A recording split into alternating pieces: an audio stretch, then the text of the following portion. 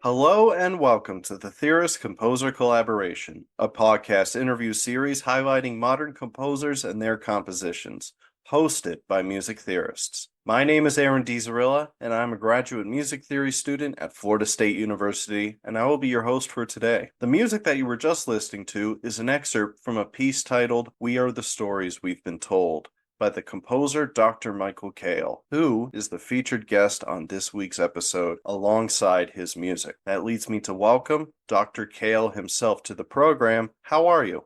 Good. How are you? So thankful to be here. Thankful that you're here too. Great to have you on. And are you okay if I call you Michael? Yeah, that's perfectly fine. Yeah.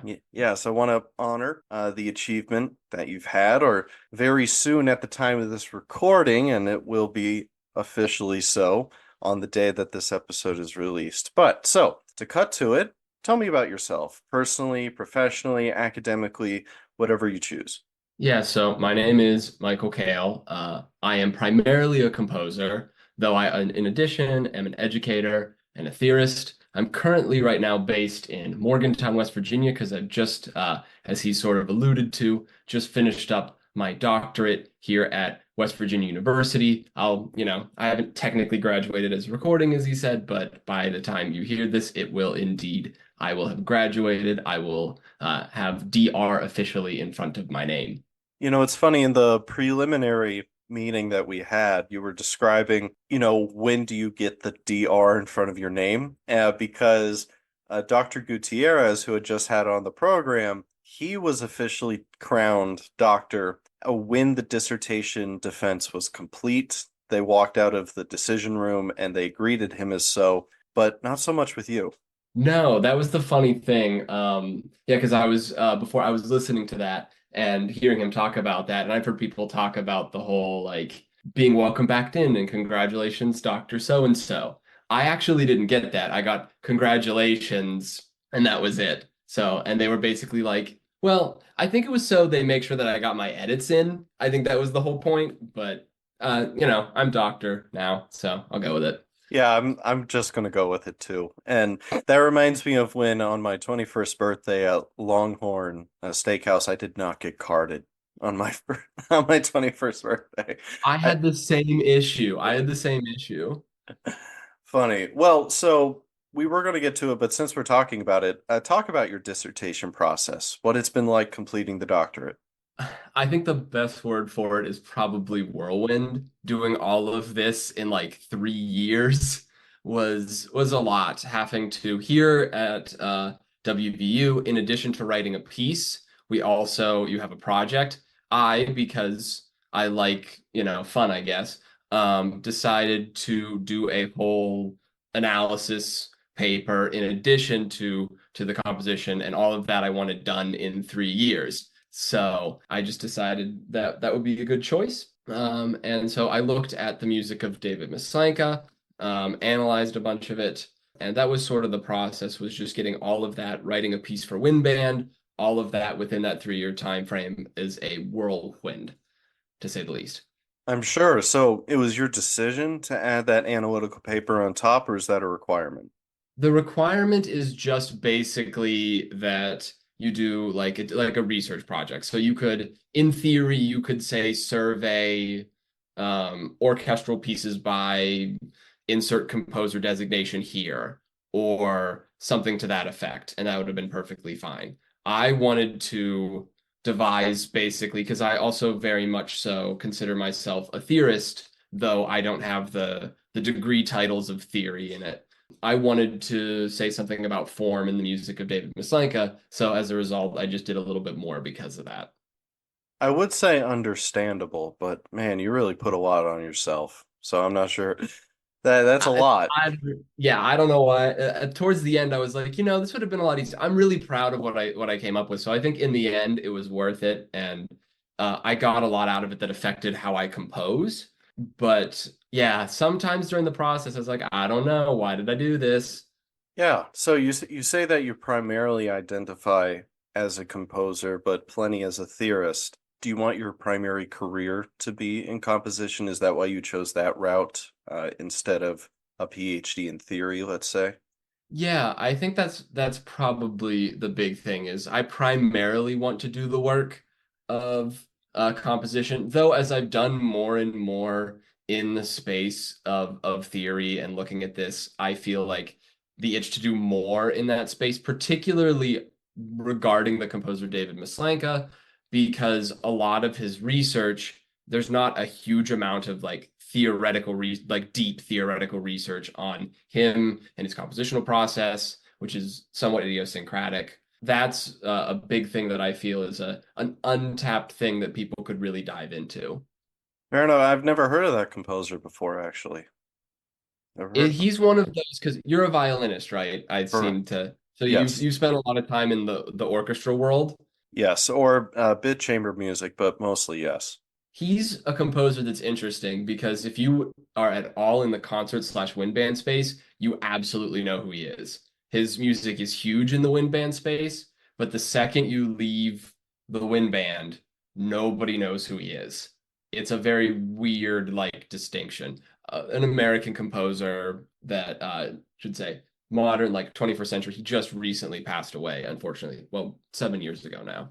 Yeah, I would say in my experience, wind-based ensembles, and I'm putting brass band into that. I know that's not woodwinds, but anything of that sort is kind of like its own little world because I remember my orchestration class that I had at the undergraduate at University of Florida. Our professor is a flautist, and he mostly grew up with wind bands and those sort of things. And so he always would put Percy Granger and other like composers that for me, coming from an orchestral background, everyone seemed to be jiving with it. I mean, it was cool music, but I had no idea about any of it.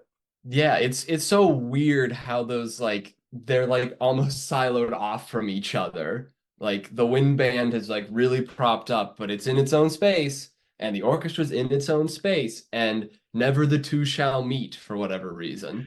Yeah, I honestly, maybe other than historical, I really don't know the reason why. Speaking about compositional lineage, heritage, style, so on, how would you describe your own music? And whether you want to connect that to a style, a composer, time period, or just on its pure merits, how would you describe your music? Yeah, I think probably the easiest place to start is going to be as a frame of reference is thinking about composers. Obviously, since I've mentioned him quite a bit, David Maslanka is definitely one that I would talk about. I would say that my music now, particularly, is sort of like the combination of David Maslanka and say like Olivier Messiaen and maybe a little bit of like Mahler and Shostakovich. I would also be remiss if I didn't mention like my love and adoration of the music of say Billy Joel and Elton John as a fixture, as well as a plethora of video game soundtracks that I listened to as a child that I am sure, whether intentionally or not, affect the way that I write still to this day. Fair enough. And I have to ask because I'm a particular fan of pop music myself in my own studies. What about Billy Joel and Elton John? I love their stuff. Have for a very long time. Yeah, that was, well, growing up, it's really funny. Growing up, I, for whatever reason, didn't like classical music for a little bit, which is so weird to say. Like when I was like 8 or 9 or 10 or whatever, didn't like it. Primarily listened to like 70s and 80s stuff because that's what was on in the house most of the time. And it's not like my parents had they like classical music, they're musically inclined. It was just Billy Joel, particularly, and Elton John was what was on. And so I would sit at the piano and try to figure out. I would get like books, his piano books. I would sit and play. I would learn like a page of it and then start messing around with it and playing it too fast or playing it too slow, start making my own versions of it. So that's probably where that started. That makes sense. I could say I have a similar experience and maybe even a little bit more extreme. I did not start recreationally listening to classical music for my own sake, maybe until the first year of my undergraduate. And yes, that was when I committed to going to music school as a violinist. I can't fully explain that in retrospect, but similar experience in my sense. It was always, well, my mother was a bit eclectic with what she uh, involved because a lot of the Eagles, a lot of Billy Joel, Elton John, Eric Clapton, a Hmm. handful of 80s artists, John Denver, Simon and Garfunkel, but also like Pitbull and Shakira. So yeah, that's quite the mix. But I understand or sympathize with that. Yeah, as someone who's now taught a good number of freshman incoming music students, that's I think a very common thing nowadays too, is not as much of a exposure and interaction with classical music in that, that term until they get to school. That seems to be more and more common. Now I asked, okay, this gets into some controversial territory. Is that an issue or is it just a change? I think it's just a change. I mean, yes, I particularly, I love pop music. I love what we consider the canon. I love things that would be associated near the canon that are not part of the canon. My feeling with theory and what I teach is not that they need to come away with it being like the Pathétique is the greatest, piano sonata ever or, something like that. It's these are the tools that you can use to return to analyze the things you love. And if you grow what you love in the process to fit more of those classical things, great. If you leave it and you want to spend time figuring out what the chords are to Shakira or to Dua Lipa or the new Taylor Swift album or the Beyonce album, that's perfectly fine. I just want you to love music and want to know a little bit better about what the music is. You know, I was thinking of a follow-up to earlier what you said about you describe yourself as an educator, and I was going to ask in what way, but I think you just illustrated it very well right there, and I respect that a lot. I have a lot of love and respect for education broadly. My mother herself is a special needs or differing, I don't remember the exact wording, but special needs pre-K teacher at a public school and has been for quite a while. So I have a lot of reverence for just the love of education and its sake, and I definitely agree with that. Regardless of what you take, you should love music more once you leave the classroom than when you come in. That's the hope anyway. And I think now my wife would be if I didn't say. I believe it's now students with exceptionalities, I think, but Varying varying exceptionalities, that's right. yeah. The term seems to change very regularly though. So Yes, it does. Yeah, but I believe it's varying exceptionalities. Hello, this is Aaron from the future. After the recording of this podcast, I went back and I asked my mother, and her classroom is technically classified as Exceptional Student Education, or ESE. Varying exceptionalities, at least in the state of Florida, is the label for kindergarten, whereas my mother teaches pre-K. So, I guess we were both kind of wrong. Dr. Kahle's a little bit closer. I guess the more you know. Anyways, back to the episode.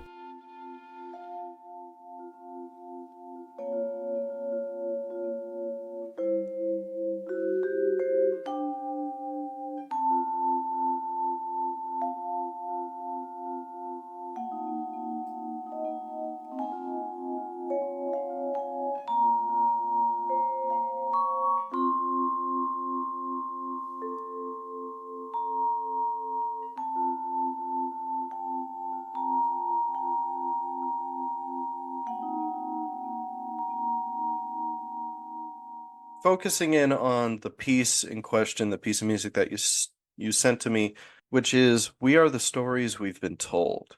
Now, people are probably going to see this in the episode title and in the promotional images, but something, even if it's a little bit arbitrary, something that I just thought was interesting is you punctuated it like it's a sentence without a period, of course, but it's just a capital letter at the beginning. It's not formally a title, but of course it is. It's the title of the work. Why did you not capitalize everything or structure it like that? I that's kind of a surface level observation, but why do you do that?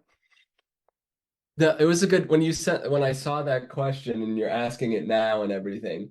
It was funny. I didn't really think about that to be honest. I can say everything else about the title. And I will say this first off, titles are hard. They're the hardest part for me in the whole composing process. And typically, very thankfully, my wife helps me. So figuring out the title for this piece was I remember distinctly we were painting her classroom that she was teaching in at the time over the summer and bouncing ideas off for this piece. And I, for one, love wordplay and that sort of thing. And so as we were thinking about the inspiration sort of being these stories, and I'm sure we'll probably talk about that in a little bit, but these stories that I was pulling from different heritages and thinking about how they've been passed down, the idea of we are the stories we've been told holds a lot of water and weight, and also I think works smoothly. For whatever reason, I thought of it as a sentence, so I put the title as a sentence. I didn't think of it any further than that, so I wish I had a better answer that I did some artistic thing. It was just sort of this was the first thing that I did with it, and then I didn't change it. It spoke to me. It's funny that I had a mild feeling that it was either just you thought it looked good or something like that, but when you're analyzing music and someone's work, you always want to read through to the roots of the plant. You don't want to just look at the leaves. And so I thought of it. I went to an art museum this past weekend, and there were so many pieces that were untitled, or all of them were lowercase. I'm like, no, Aaron, it has to mean something. So I had to ask. But so as you alluded to right there, one of the most interesting, I would bargain, and cool, to put it informally, aspects of this piece is the rationale behind not just its content, but its construction, and also what the title means. So, broadly, however you want to take it, can you explain to the listeners what "We Are the Stories We've Been Told" means? Yeah, I think to fully get it sort of talks about I have to talk a little bit about the commissioning process for this piece. So this piece is the result of three of my colleagues and honestly dear friends here at West Virginia. They were all getting their masters together in various one in flute performance, one in viola performance, and one in percussion performance. And they all, as an aside, for whatever reason, they don't do it anymore, I don't believe. But at the time, West Virginia would sometimes, if they didn't have a GA spot for students that they wanted to have, they would have them teach beginning biology. So, Really? yes, yes, really. So Me, the three of wait, them, graduate music students teaching biology? yes, That's um, wild. that's honestly what it was. I don't Okay. know either baseball to say, but that honestly is, they don't do it anymore, I don't think. But Hey, what basically funding they is were funding.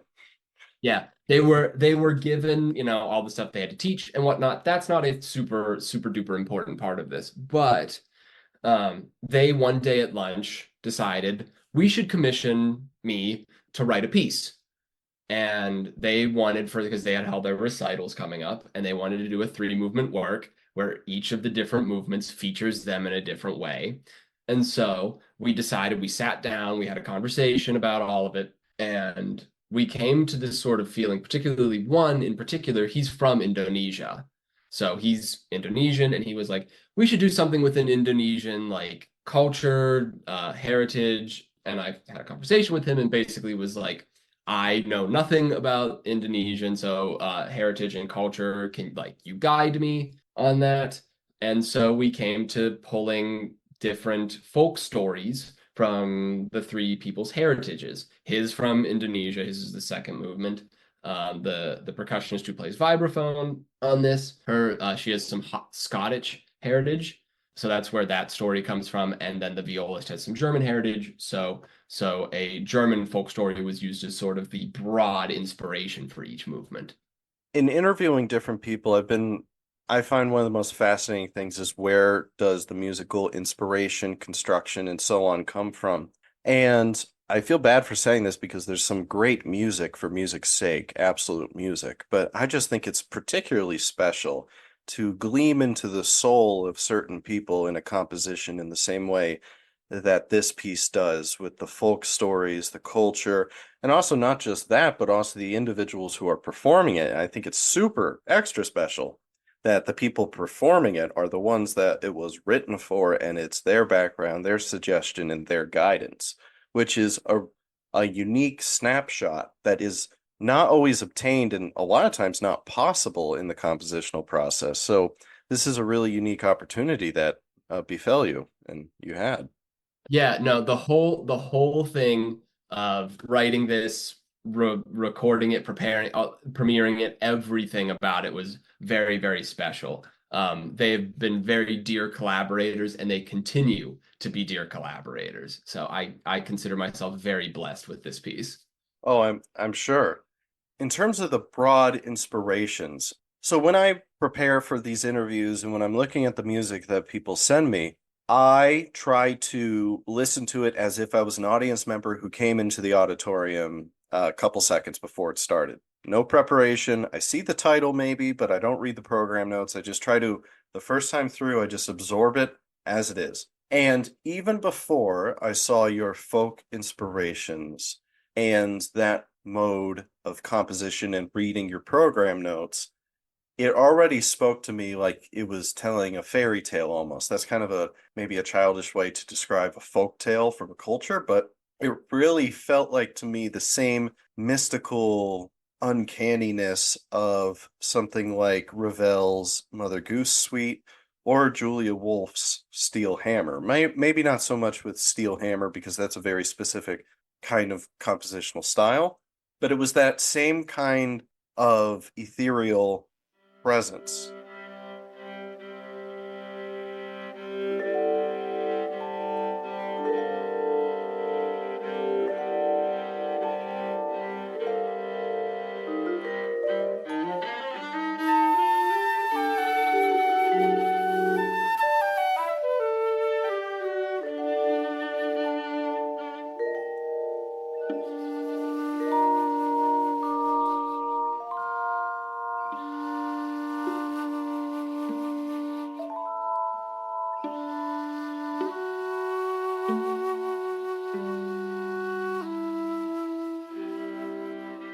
Do you see what I'm saying with that, with the Mother Goose Suite and Steel Hammer? Because I don't know if that's kind of a stretch, but even before understanding literally what you were trying to do, I got the evocation.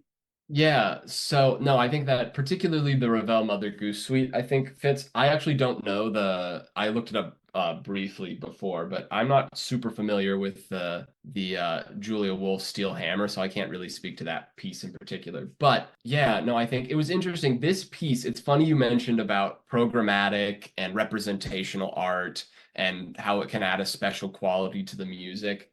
I feel like this piece in particular was sort of a turning point for me, oddly enough, with even with all of that sort of representational aspects in it, as I started to move away more so from representational in terms of like direct representational and rather trying to get the essence of a thing. So that mysterious quality, more so than fitting the particular story that that movement is sort of based on, which is this witch that turns into this black cat and disrupts and dismays this warrior. The warrior's dog figures this out and is growling at it. There's a bit of a fight, and she shoots up through the chimney. I didn't try and specifically follow that story to a T. Rather, I took aspects like the mysterious quality that I assumed that was in it due to some of the more boisterous, adventurous moments of, say, the clashing of the fighting, and thought about how within the music can that be best represented so that if someone were to have that representational knowledge that you're discussing would be great, but I wanted to make sure that the music, and really music I've written since then, is it works for people who know nothing about the program, that it can work on both levels, which is a hard line to cross and fit. It certainly is, and I've had a couple people on the show that have been wrestling with that exact thing. I remember Keenom Nguyen for A Vietnamese Mother's Letter to Nixon said that she also hopes or aims to have people enjoy the music that she creates just on its own sake without those things that you're describing. And when it comes to the abstraction of inspiration, not to dilute any meaning in the music, but like you're saying, to create a broad appreciation and adaptation in the listener's head. Gabe Jakowski spoke about that with his Knee 5 inspirations for the Philip Glass inspirations into modest mutilation. So that certainly is a pattern of what people are trying to go for. I, for one, really appreciate that. Of course, I said I find it super special when there's a specific story that you can adapt, but it's always nice and probably extra marketable to have music that is just generally accepting to your ears. Yeah, it's interesting that you say that because to me it feels like almost now most music is representational in some way. That feels like a lot of because there's not many like I could have called this piece trio for flute, viola, and vibraphone, opus number 4 in not a key, and it would have, it would have been a piece, but you don't see that anymore. Not just because there's so many pieces historically that have those types of titles, but also thinking about it honestly, since you said marketing that piece is a lot harder than if you have something that someone can latch on to.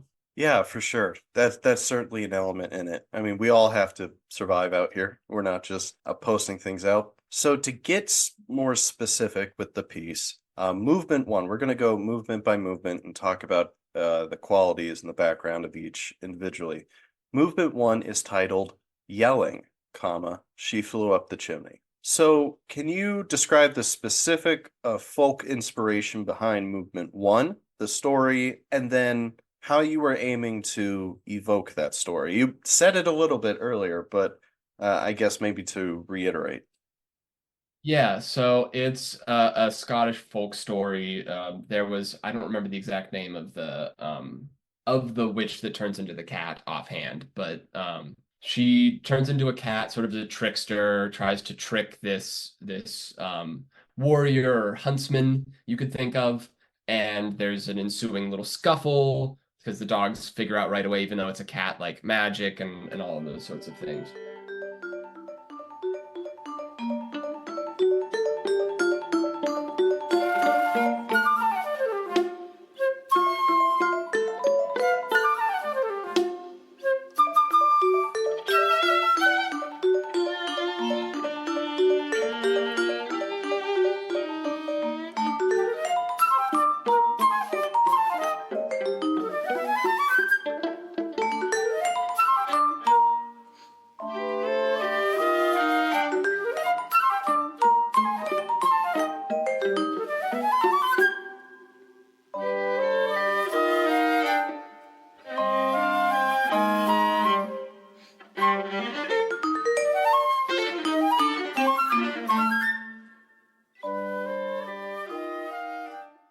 And then at the end she flies out the chimney in sort of a puff of smoke.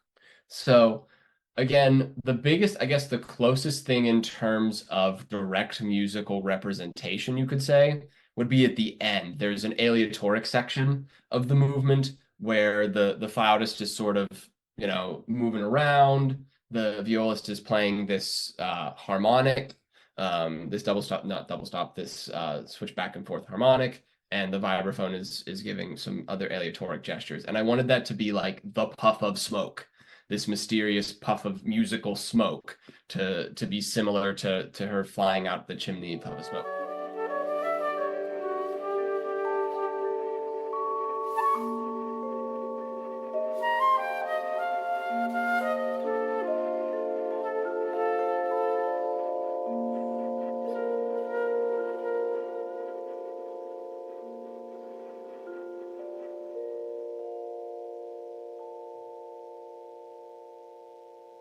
The title itself, I wanted to. I typically with titles, I try to have them at least evocative of something enough that they draw you in, but I don't want them to tell the whole story. It's like, okay, yelling, she flew up the chimney. I've got a picture that this is what this music's about.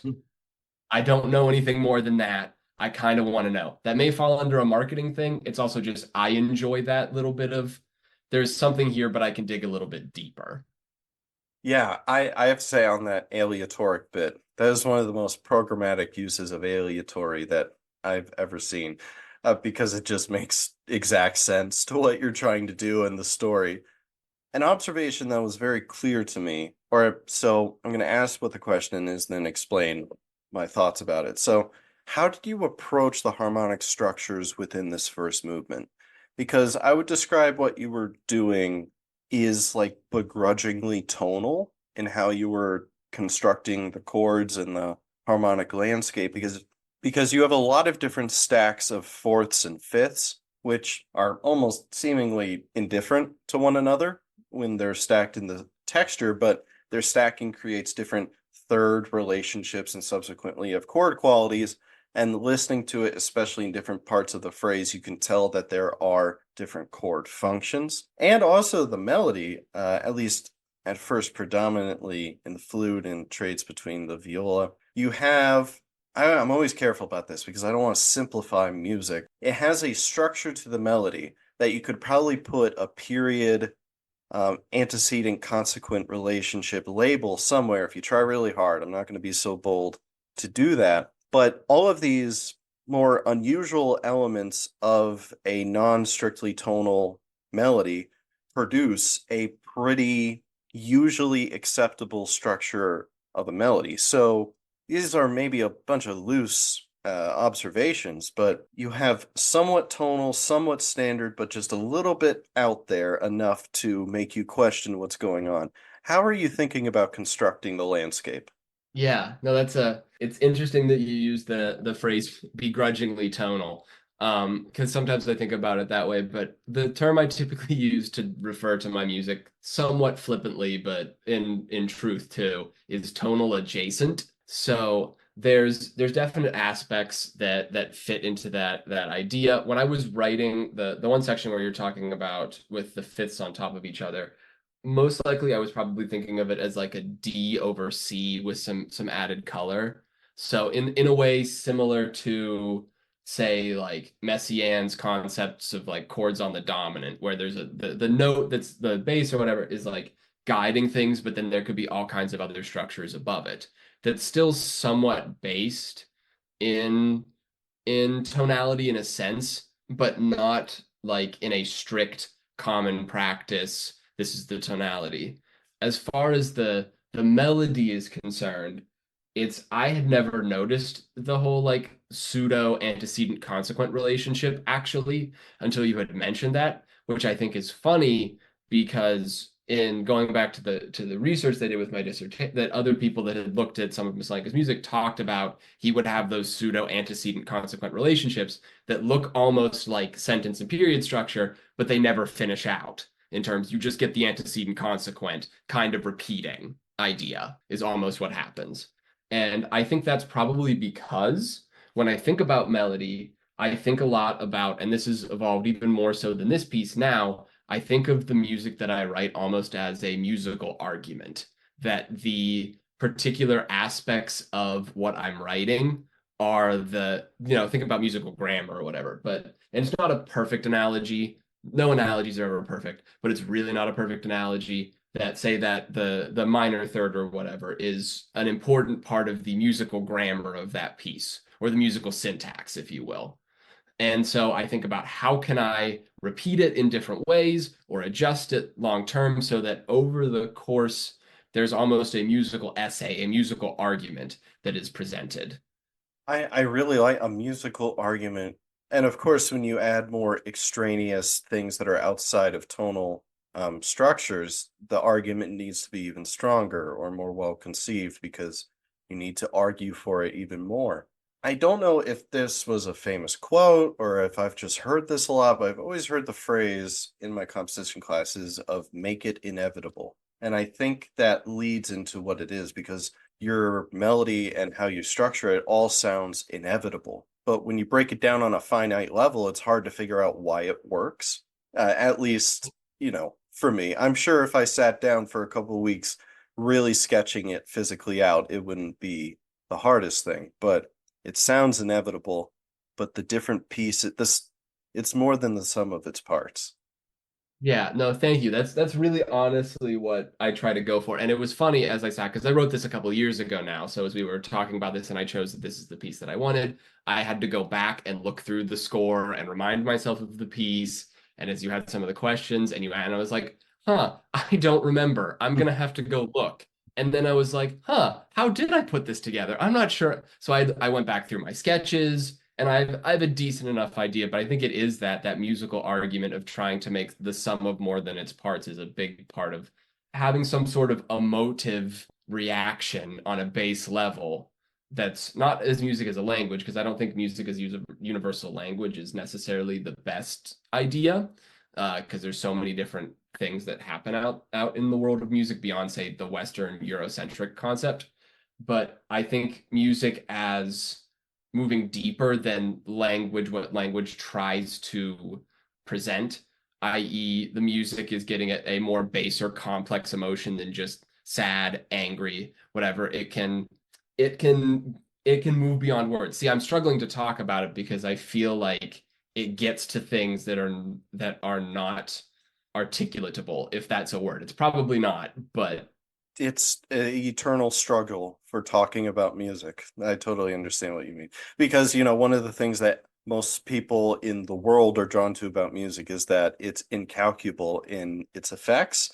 But then there are entire industries, I'm currently in it, that you attempt to calculate the incalculable. But that's part of the fun. it is. Yeah, that's the biggest thing in my research that I'm feeling very drawn to right now is I don't know if close that gap is the right word, but think more and be able to discuss more deeply as we move towards what is that sort of, the singularity. What's the singularity of when we can, because everybody loves tech and AI, but the singularity of understanding the emotive concepts baked into music. And even saying that emotions are baked into music is a contestable argument to begin with. Before we move on to the second movement, I just have something I want to highlight, mostly because I just want to play it in the episode because I think it's a really cool moment. I don't really have that much to say about it, other than I want you to talk about it.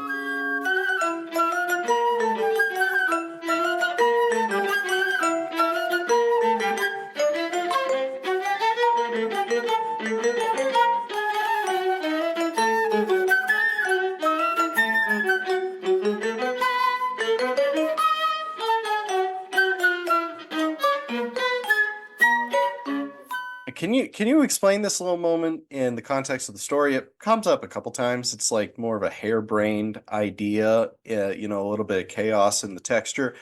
And I don't know if you would disagree with this, but I had some like mild Piazzolla Libertango feeling with some of the rhythm you got going on over there. But I don't know. Can you comment on that? Yeah, I wasn't thinking of him with this actually. I was thinking of at the time I was writing this, I was knee deep in a Olivier Messiaen seminar, and it's a lot of inspiration, and it comes from I forget which movement it is, but the movement where the entirety of in the Quartet for the End of Time, where the entirety of it is in unison Yes. and Yes. octaves.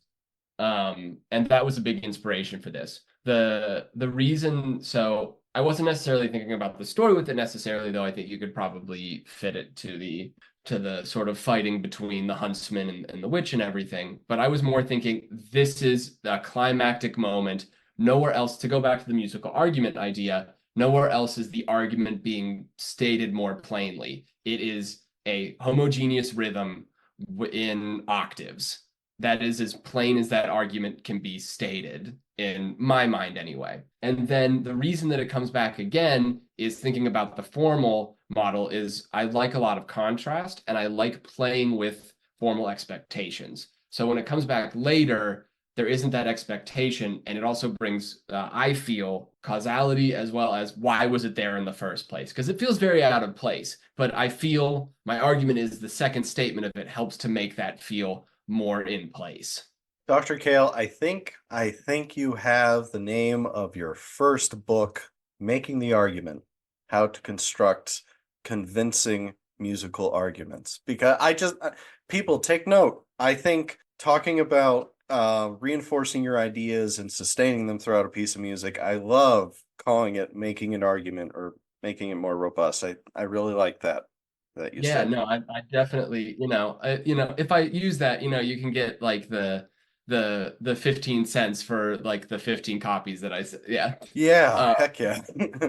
um, but no, there's a book that I'm just now. I've read a little bit of it before, but it's an argument in that sort of makes the argument that tones, and I could be butchering the exact full because I haven't read the whole thing yet, but basically it makes the argument that tones have agency within pieces, i.e., that this pitch, we often talk about, say, like the Chopin piano preludes, particularly the E minor one, how that B, we can trace it going down and it's trying to get to E, but it doesn't get there the first, the F sharp happens and we don't get the E, we go back to the B, and then the next time we land on the C chord instead of a one, and then eventually we finally at the end get that E. And so I'm thinking about it in that same sort of context, though not strictly tonally. Yeah, I'm smelling a little bit of prolongation in the Schenkerian sense from that.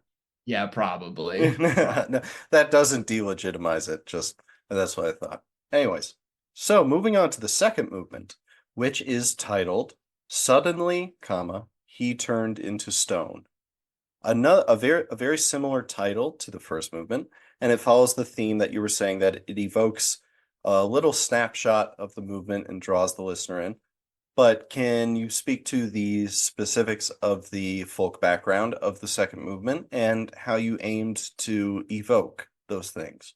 Yeah, so this one's from the Indonesian heritage. This story, I find the story, fun isn't the right word, but I have a bit of a sarcastic sense of humor.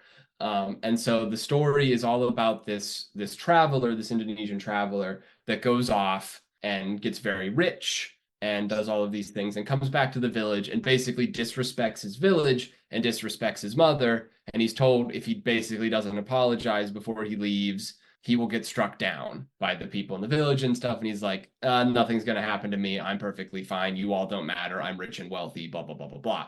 And so he leaves on his ship. There's some lightning and he gets turned into stone. He becomes this like stone statue because he didn't listen to his mother. So it's an interesting story that I for whatever reason, makes me chuckle a little bit. Well, I mean, there's a sort of dramatic irony to it. But as far as the music is concerned, I more so sort of going off that formal contrast, I wanted to say sort of more the placid, the ship rocking or whatever, there's sort of placidness of and sort of the not solitary, not placidness, but like the sense of stone. So a lot of it is very slow in that sense, whereas then there's more of the antics of the boy are in the more faster, more involved sections. And then that in turn makes a neat formal contrast that one can play with. Yeah, and I think one of the most obviously striking parts of this piece is what is presented right at the beginning of the movement. Makes sense, but the way that you do it, I thought was particularly unique. You present the main melody or set of themes in the flute by itself.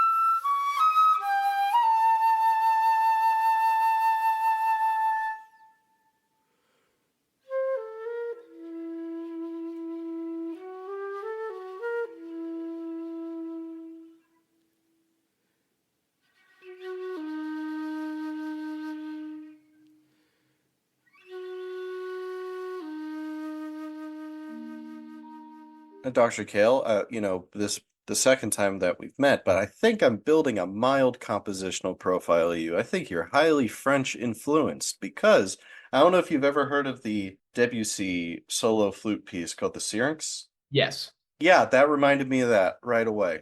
And we were talking about Ravel's Mother Goose Suite. You've brought up Messiaen a good handful of times. So it definitely reminded me of that.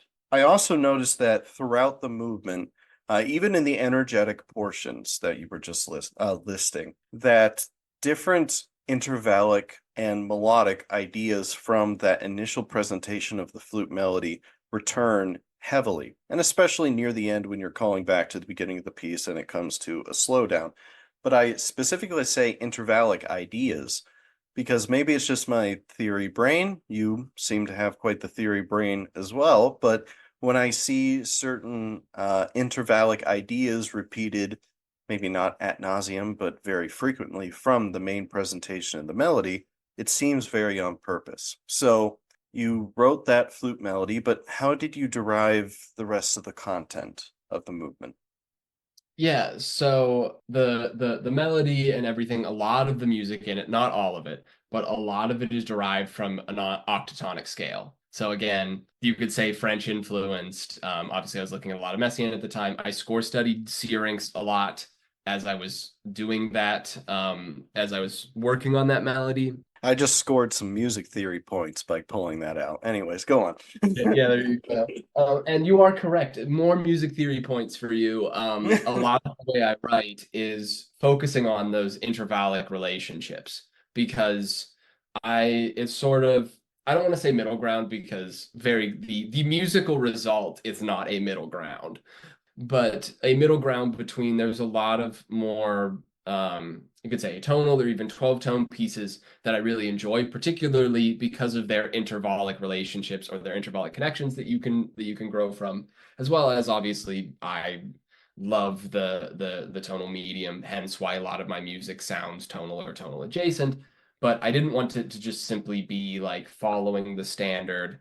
These are the chord progressions that I want to follow. This is the sort of melody, and instead, a lot of where I do the work of say that since I keep coming back to it, the musical argument is in those intervallic relationships and how they change, and whether they're largely change or smaller change over time. So, like in that one, the minor third appears a lot. Like the opening is that minor third in the flute, then that grace note, the A to the F sharp, again a minor third. So a lot of use of minor thirds, that sort of thing.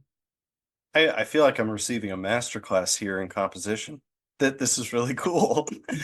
The other thing I would say, which I'm not sure the vibraphonist was always happy with me for this, but the ostinato that's there is this like 10 note pitch from the octatonic scale where I just sort of displace the pitches around to specific intervals that I like and then just kept repeating it underneath the flute.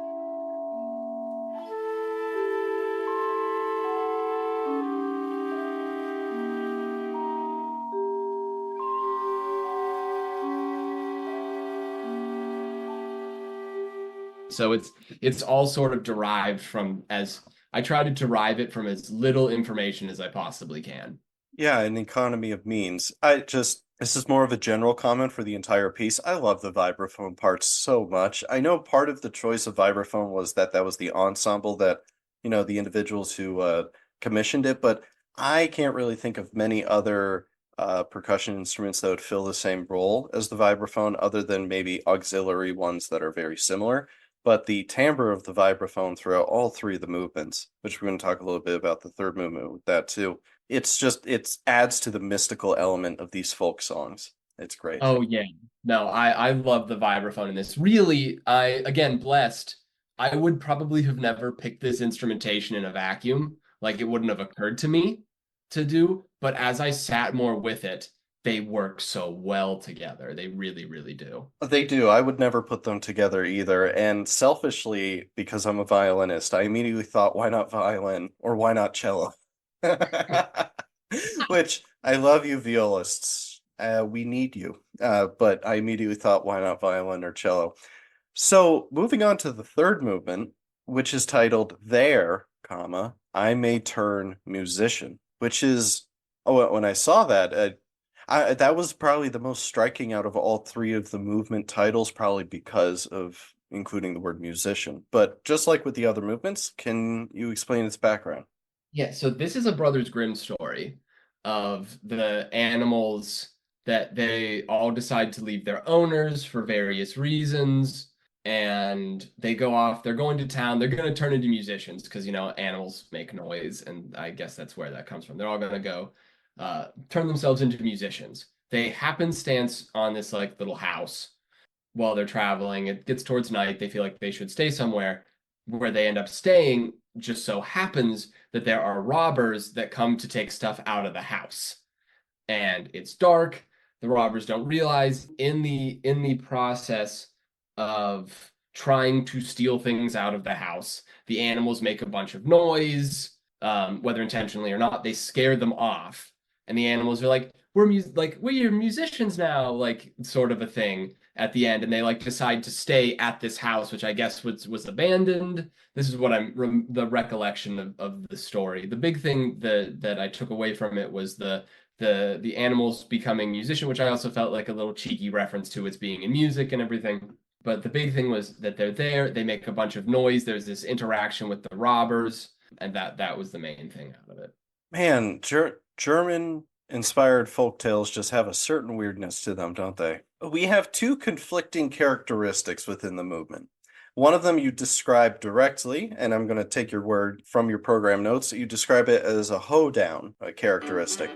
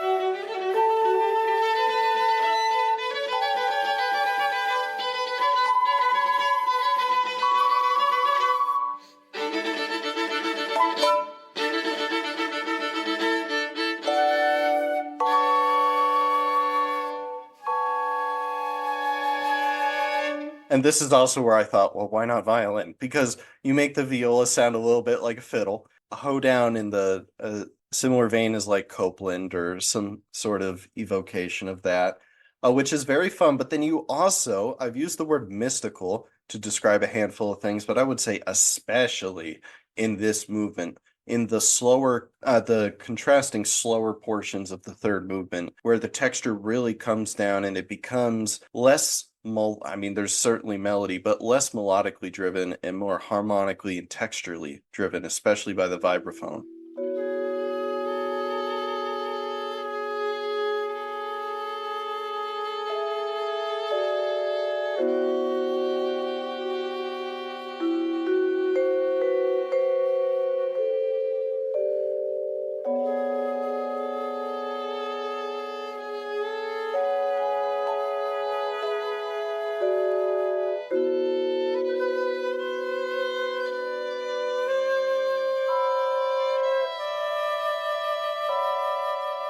So these two different characteristics, the part of it plays into the formal plan of the movement. You have more energetic, less energetic, so on.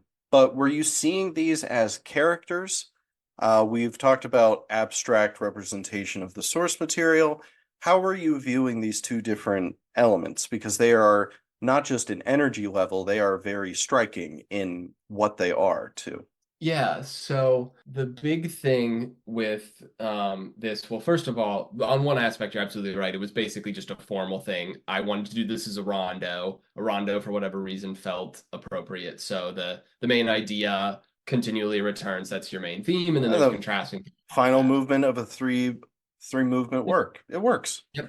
So that on that aspect. The other aspect of it was the contrast is obviously nice. I also wanted it to not just be simply there's a contrast and then another contrast. I viewed it as the first contrast, we're dipping our toe in, so to speak, of there being, it's a little bit more connected. There's that ostinato, the rhythm is still kind of, moving, propelling us forward. Then the second time we've jumped feet first into the pool, so to speak, and it's the rhythm has subsided. It's very harmony based. Harmony's my first love of anything musically. I love melodic considerations and all those, but harmony is my first love compositionally. So that's part of that. As far as the story's concerned, broadly, the hoedown E section you could think of as being the interaction between the robbers and the animals. I'm imagining like in the house, like there's one gets pushed into a fire. I'm imagining pots and pans flying, and it's all dark and it's all crazy. And then the other parts is when the animals are just,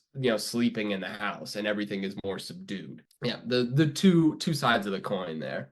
We're coming to a close in the middle analytical section, but I want to ask broadly about the piece. In your process of composing the entire work, how did you tackle composing like essentially three miniature character pieces into one large work? Did you take it one at a time? And if you didn't, what was it like switching between them? Because obviously it's the same instrumentation, but the where you're deriving it from is very different for each. So, what was it like composing this piece? Yeah, it was interesting. It's interesting that you bring that up because one, I sort of viewed them almost like a suite, sort of like the Ravel Mother Goose suite that you mentioned.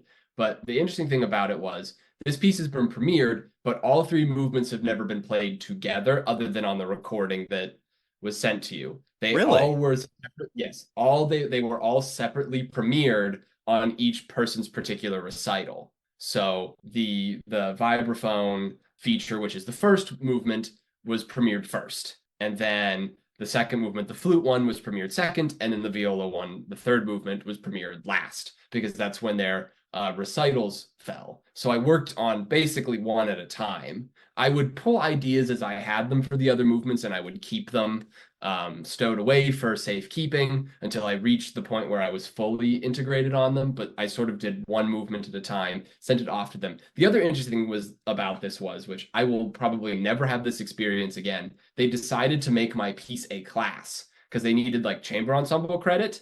And so they were like, we're going to make this a class where we rehearse once a week on this and we're going to get a coach. And I was like, this will never happen again. I need to just enjoy it while I have it. So they did that. So they practiced it once a week. They like, so the like, that's why it's so polished and everything. They wanted to record it at the end, like literally the dream collaborators. Yeah, I'm very fortunate. Those, as just to the composers, if you can find collaborators like that, hold them very close because they don't come around very often. No, that this piece really is golden for many reasons, but especially that. Well, we're talking about the piece, obviously. Before we move on to our last segments, is there anything else you want to say about We Are the Stories We've Been Told? No, I think that probably covers it. Yeah. Okay. Phenomenal piece. It really is cool in many aspects. I can see not just, there was a performance class based around it, but I can also see an analytical class based around it. This seems very in line with something that would be in an orchestration class because writing a 20 plus minute piece, three movements with only three instruments, and for each one, you're purposely highlighting each instrument. I'm sure it was quite the mental workout to balance everything, to not make it three mini concertos, but still make it a trio, but feature the instrument predominantly. I'm sure that was difficult. Yes, that was. Thank you for saying that. That means a lot. And the idea that this would be used in an orchestration class would be very cool. But yeah, no, that was probably the hardest was not to make it into a mini concerto that it's a musical conversation between all the voices. It's just that one leads for a short amount of time. Yes. So bravo to that in many respects. So moving on to the final segment of this show, I ask this very generously as I do with the other guests, and you can take it however you want. What does composition, the compositional process, and the music that you produce, what does it all mean to you?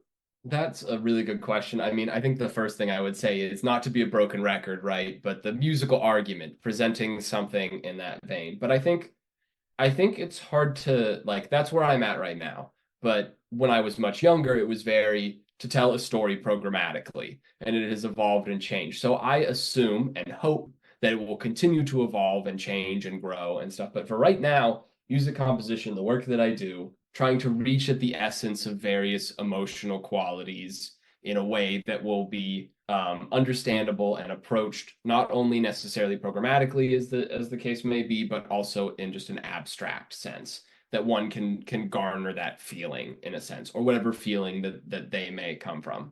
But I hope that that will continue to grow and change, and my understanding of it will grow and evolve as I continue to age. Yes, of course, of course. That, yeah, as you said, you've said similar things previously, but that makes sense. And so, as you're probably expecting, I'm going to throw you on the flip side, music theory. You've already, music theory is fundamentally involved in the things that you just said, and you spoke a bit about your own relationship with that whole idea.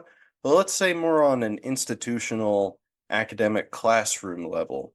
What are your opinions, thoughts, beliefs with music theory? I would say this, most importantly, that music theory is and analysis in general should be thought of creatively, I really feel. And that it's not just, I think, particularly in the beginning theory classes, we have a tendency, particularly when we're talking about parallel fifths and all of those things, that there are these rules that have to be followed and that there's a right way to analyze things in a sense. I want students to come away from it wanting to explore the music that they love, as I said earlier, the music that they love, in addition to maybe there's a few new things that they can listen to and appreciate a little bit more. And I also feel that we're doing students a disservice when we only are throwing them the war horses of the canon. There was something I did my master's at James Madison University, so just a little shout out to I worked there with a guy by the name of Dr. John Peterson. He was my supervisor. He actually, I believe he got his doctorate at Florida State, oddly enough. But one of the things that he talked about at the beginning of classes that I really loved was talking about, because we would look at all kinds of examples in the classroom, and we wouldn't look that much at, say, your Beethoven, your Mozart, your those kinds of examples. And he would say, basically, trust me, all of the things we're talking about apply to those composers. You'll see them in your lessons, you'll see them there. We want to highlight other composers that have not the marginalized composers that we don't typically see here. I promise that all the things we talk about apply to them. Like, trust me. And I've always really liked that. And also, I think students really appreciate hearing and seeing the music that they relate to, the music that they listen to. Like you said, you listen to a bunch of pop coming in. So me standing up there and saying, this Beethoven sonata is really wonderful. Check out this amazing use of the German augmented six chord is not something that's gonna necessarily bring them in to the environment and think about it that way. The other thing I would say, along the lines of the whole gatekeeping issue and I don't know, being more welcoming and trying to make it more of an active experience and less so, here are all the rules, lecture, and then go practice parallel fifths exercises for an hour. And just instead having them do projects, do exercises where we are creating. Because that's really, I think, the two go hand in hand. Music theory is there, like, I view it sort of coming after to sort of help us understand what the composers did. And so it should in turn help us, kind of like a sound recipe, build the cake or whatever, that the music that we interact with. So those are three very broad opinions. That's what we're looking for. Sound recipe, musical argument. You're really coming up with some good quotable phrases here. I really like that. And also to speak about, just something I thought about when you were saying all that. There have been times where I see other people, I'm not going to call out any students or anything, but seeing some of my graduate cohorts grading some of the part writing for some of their classes, and I think, wow, it's a shame this is part writing. I wished for their sake it was a composition class, because even though this is completely incorrect, it sounds really cool. But, it's a theory assignment, so not so. Right. That's such a hard thing. And that's something really hard, I think, for the students too to grapple with, because I don't know how many times I've said this is a stylistic period that we are trying to understand. It is a stylistic period. Yes, there are many composers. myself included, who do some of the things we tell you not to do. That we're just trying to understand the stylistic period. And then that begs the question, do we, I'm not saying I have an answer to this. This is just a big question, is should we be spending as much time in a strict theory classroom for pre-service music professionals that are going to go out and teach beginning band on really understanding first species counterpoint? And that's a difficult question that I don't think has an easy answer. And it's never good to ask questions you don't know the answer to, but I'm going to ask it. And I'm not going to answer because I don't have an answer either. But it's a good and important question to ponder. So, Dr. Kahle, what's next for you? That's a good question. As far as, as far as composing, right now I'm working on some other projects. Actually, the violist in this for this piece, I'm working on a duo for him of viola and oboe. Another, again, instrumentation I necessarily wouldn't think of right away, but I'm having a ton of fun with. And then, done with the doctorate. Now it's time to find a job. Be a real adult, not be a student anymore.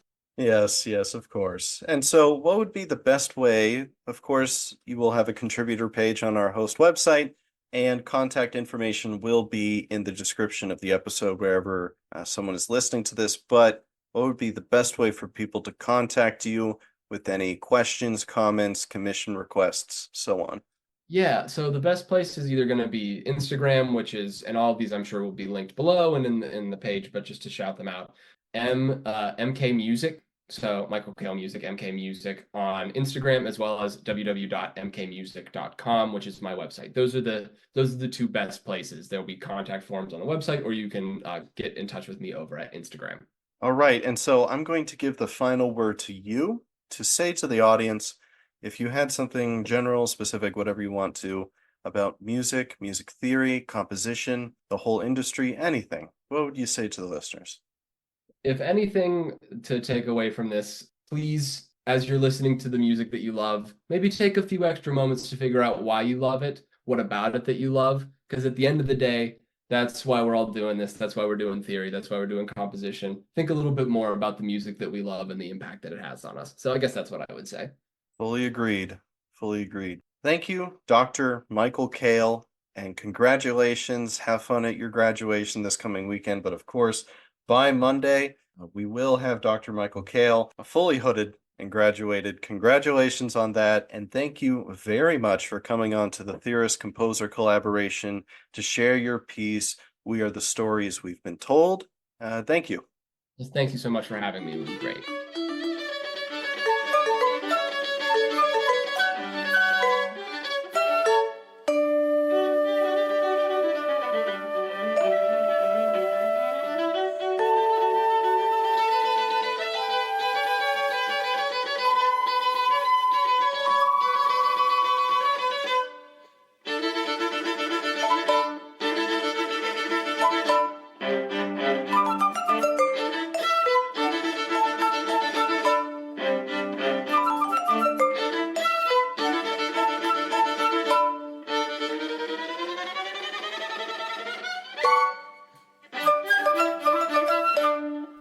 This is Aaron again, and I want to thank you for listening to this episode of the Theorist Composer collaboration.